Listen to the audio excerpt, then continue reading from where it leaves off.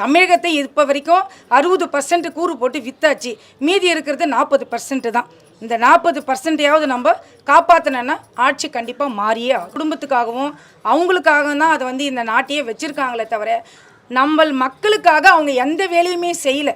அவங்களுக்காக மட்டும்தான் எல்லா வேலையும் செய்கிறாங்க, நம்மளுக்காக எதுவும் செய்யல. அவங்க தாத்தா காலத்துலேருந்து அவங்க தான் முதலமைச்சர், துணை முதலமைச்சர், கருணாநிதி முதலமைச்சர், மு.க. ஸ்டாலின் முதலமைச்சர், துணை முதலமைச்சர் ஆனார், அப்புறமா முதலமைச்சர் ஆனார். இப்போது உதயநிதி ஸ்டாலின் துணை முதலமைச்சர் ஆகிட்டார். அவங்க வம்சாவளியில் தான் வருவாங்க. அதை நம்மளால் தலையெழுத்து மாற்ற முடியாது. நம்ம தலையெழுத்து. இந்த மாதிரி கேவலமான ஒரு ஆட்சி எங்கேயுமே நடந்தது கிடையாது.